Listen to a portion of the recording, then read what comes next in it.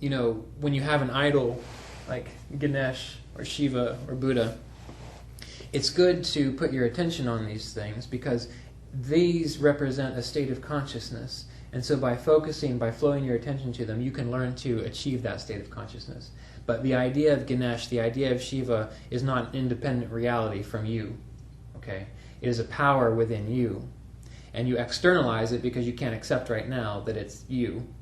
All right? That's kind of a heavy thing, really, when you start to realize that it's you. Because then, again, you become responsible for everything. And really, who wants that? Well, once you can want it, then you're able to act again more appropriately within the situation. Contentment. This one's the great one. To let be what is while taking appropriate action in the present. Lahiri Mahasaya said this. Sri Yukteswar talked about it in his Gita commentary and in the book Vasishtha's Yoga. Over and over, Vasishtha says, contentment is the supreme liberator. So what does contentment mean? You're here right now. So you are experiencing someone talking. You're experiencing your back against a chair. You're experiencing little thoughts going through your mind. You're experiencing your body. That's what is right now. That's all you need to know. Okay. Now, so take an appropriate action in the present. So what's the appropriate action now? To simply sit there. To participate in this satsang together. But let's say you go out into the world and you have to drive home, or you have to drive somewhere, you have to go to the grocery store. Again, you're just driving, you're just going to the grocery store, you're picking up what you need, that's what is, and you're being appropriate. You're not thinking or worried or projecting yourself into the future about, oh, what if this happens in an hour from now, or what if this happens in a week from now, or what if so-and-so doesn't call, or what if the weather goes bad. That is not being content where you are. What happens if it rains and you're outside? What is the appropriate thing to do? Open an umbrella. Open an umbrella, right. Don't worry about it until you get there, all right? You can plan ahead, but you don't project yourself out into the future in that way. Because if you think about it, I remember one time it was right around the first of my college career, and I had this friend that we hung out a lot, and he was into philosophy, and so we talked philosophy all the time. And this was before I got interested in meditation and spiritual growth, and I was a very nervous person. And I know where I got this from, but I was a very nervous person, and it occurred to me one day when I was talking to him, I said, I have this feeling that if I don't think about all the bad things that are going to happen, that they're going to happen. Okay? So I had this idea in my head, this weird, twisted notion, that if I stopped thinking about all the bad things that could possibly happen, well, then they would happen. All right, and that's craziness. That's crazy. That's craziness. Yes. But a lot of the world functions in that way. They think about all these bad things that are going to happen, and they, most of the time, don't. All right, and if they do, usually it's because they made an inappropriate action in the present moment. All right. So this is where contentment comes in. And now finally, stillness. Learning to be still externally as well as internally. That's why we're meditating, really. Just for the simple fact of learning to just, first of all, sit still.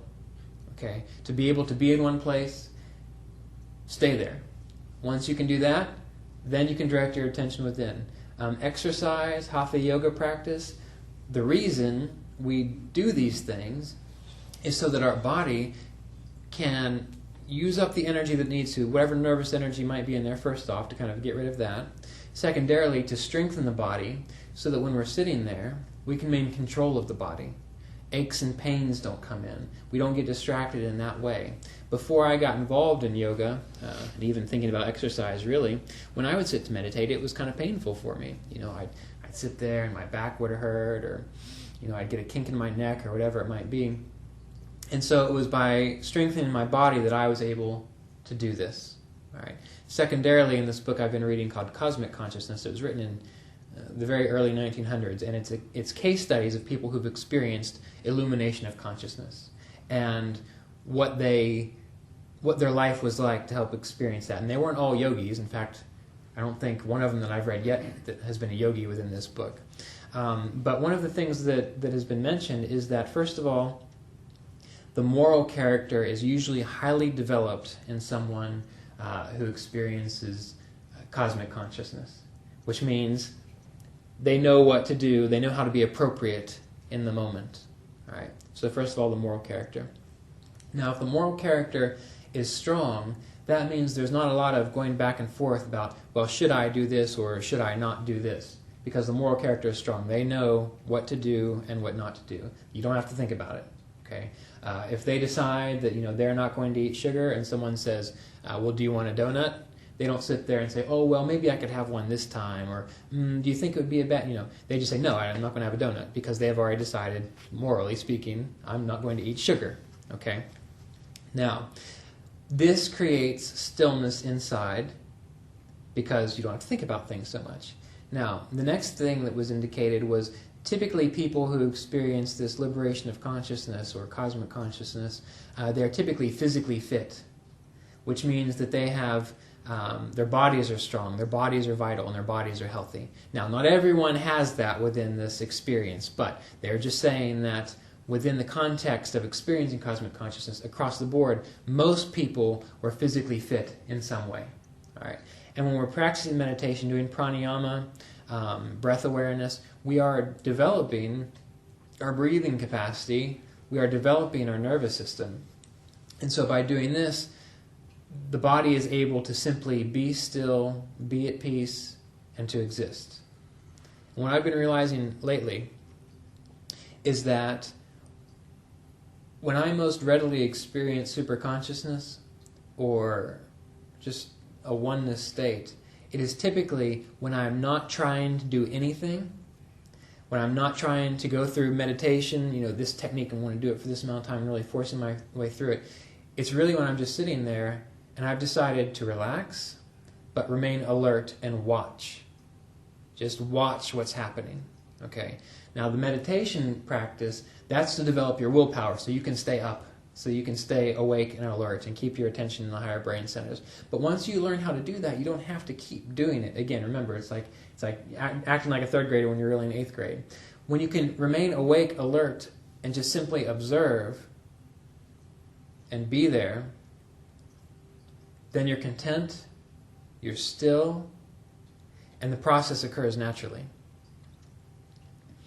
So the key is being able to sit upright, letting your body relax, letting go of the story, letting go of everything that you think you are, staying awake, and then just watching. So that's the key. Relaxing, yet staying awake. And that's part of the trick. That's why a lot of people don't really meditate effectively, because they haven't really got enough rest. And so when they try to meditate, they are relaxing, which is good for them.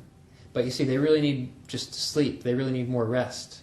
And so then they nod off or they go into like a semi-conscious state. And that doesn't work. It's helpful. It helps a person, feel better eventually afterwards. But for the transformational self-realization aspect, the person's well-rested, the person's healthy, the person's vibrant and vital. They're able to sit up straight for a half hour or so, an hour, whatever. Keep their attention up here, let everything fall away, relax, and just be there. That's it. Okay? Then you let everything go. So that's where real internal and external stillness occurs, when you can accomplish that.